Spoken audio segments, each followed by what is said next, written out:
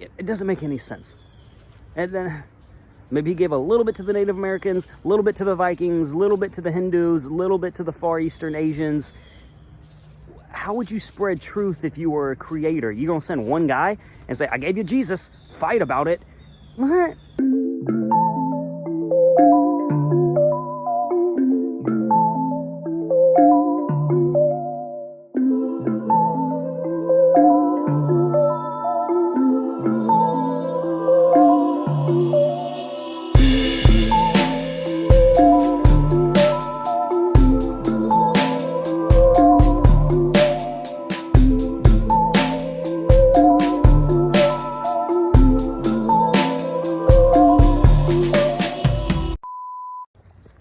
All right, YouTube, what's going on? It's been about a week since the last episode. I think this is 14. I probably shouldn't even put that in here because the title might be, well, super misleading. But what I want to discuss today is objective versus subjective. And whenever we're getting into any sort of spiritual concepts, it's very, very important to realize sometimes we're just talking details, minutia, things that are up for opinion, things that are up for debate. All right, so one of the better metaphors that I've come up with to kind of explain the overall vision of this channel is the idea that I want to objectively prove the cup and not debate the liquid that you want to put in it. Okay, so let's kind of run with that metaphor for a moment. A cup. Okay, just a normal cup. We can objectively prove details about the cup that have nothing to do with opinion. Well, why are they this big? Well, anything bigger, it would just be top heavy. Well, why aren't the cups flatter? Because the liquid would spill. Why is it made of ceramic? So it's microwavable. Well, then why has it got a handle? So that you can grip it in case it's hot and microwavable. These are things that we can just explain. This is not opinion, what are you talking about? But liquid, I don't care. I mean, why do you like Mountain Dew instead of Sprite? They're both lemon lime. It's basically the same fucking shit. I mean, bad for you, but it's a metaphor, right?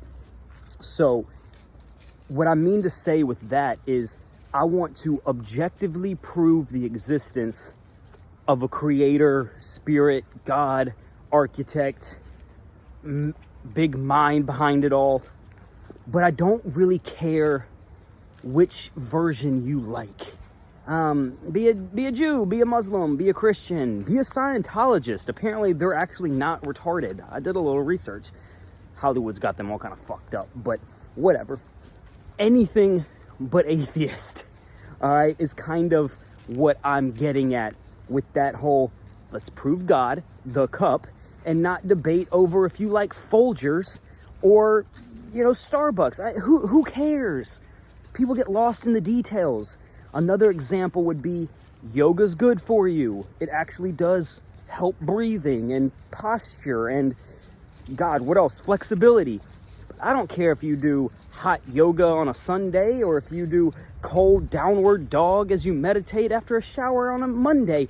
I don't care. You'll see people getting on Reddit and they're just details.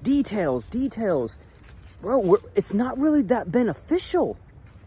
Okay, so let's go over a few of the objective things that we know. Lex, stay put. I truly believe that somebody made this place and we should be nice. That's pretty much all I got as far as objective. That whole phrase, life is 10% what happens to you and 90% how you react to it. Oh man, does that ring true? Cliches are cliches because we use them a lot, and we use them a lot because they're true. So ipso facto, cliches are true. But what we're kind of getting at is that, well, let's discuss how you can get something out of the realm of subjective opinion into objective fact. And what I like is how Jordan Peterson kind of spoke on this, and it's how many levels of analysis does it ring true on? So what I mean to say is that, well, is there some science to support it? That helps. Is there a mass consensus? Ooh, that helps. Some mathematics. Does it make enough sense to an 8-year-old? You know, can you break it down? Is it funny? Does it make you feel good? Are there other spiritual teachings that kind of support that? Multiple levels of analysis across a spectrum. Lexi, come on. Come on. She's trying to run up the hill. Lex, puppy, come get on the YouTube. Lex, come on. Okay, so we're all familiar with the idea of coincidence. Let's switch hands. So we're all familiar with that, right? So one thing that you can do to bring things out of subjective to objective, if there were 2 columns, okay, how do you prove something is a fact and not an opinion? Well, it's like kind of like how many correlations can you draw? And one of the good examples is what my overall mission or book will be about. And it's the idea that, all right, let's go over everything that sleep and death have in common. Well, you can have good dreams, call it heaven, bad dreams, hell, no dreams are purgatory, so that's kind of a level. Someone dead looks just like someone in a casket. All right, pause. What I meant to say is someone sleeping looks identical to someone dead in a casket. Okay, continue. Whew, that's weird. You wake up, but you don't really have the power to wake yourself up in the morning without some intense meditation. So it's kind of in that sense that you are dead and you kind of get respawned. Hell, being tired feels like dying when it really comes down to it. Stay up for 3 days and just feel like you're fucking dying, you know? So it kind of works on multiple levels. If you ever tell anybody that sleep is akin to death, or as Voltaire put it, sleep is the cousin of death, people are like, oh, that's fucking crazy. And then you list out a few things and you're kind of like, well, goddamn, they really do have things in common, don't they? Another way to kind of bring subjective to objective. Imagine someone said they didn't like that movie that y'all two sat down and watched on Netflix. Well, I don't care, Bethany, I fucking liked it. But then she starts listing things. The acting was kind of choppy. The action scenes looked poorly choreographed. The lighting was hard. The mixing of the audio was unintelligible. The scenes looked like they had a really bad set designer. And if you start listing things over and over and over again, well, it starts to go from your subjective opinion to the objective consensus on Rotten Tomatoes that that movie did in fact suck. All right? Now, you're still allowed to like it or not like it. So, you know, it's an opinion, and that's what we're discussing. So why does this mean anything? Who cares?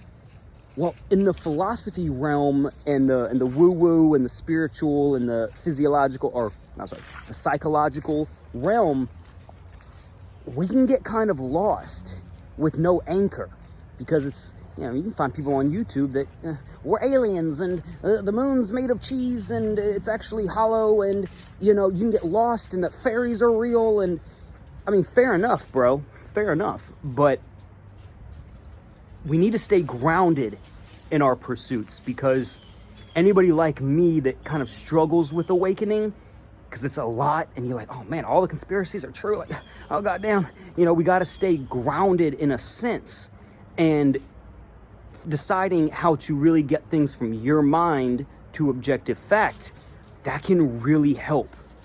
And I'm not sure how many people just need to hear the main point of this video, and that is, fuck the details. Any God, fuck a religion, you know, or fuck arguing over religions. And here's why I say that. It's because, if you were God, why would you send one messenger to one desert region for 30 years out of all mankind's history in one language? It doesn't make any sense. And then maybe he gave a little bit to the Native Americans, a little bit to the Vikings, a little bit to the Hindus, a little bit to the Far Eastern Asians. How would you spread truth if you were a creator? You gonna send one guy and say, I gave you Jesus, fight about it? What? And that's why I don't really subscribe to any one religion. I like the idea that someone made these trees, because I mean, the design of them all, you guys. I understand that atheists hate the idea that the world's so complicated, God must have done it. Fair enough.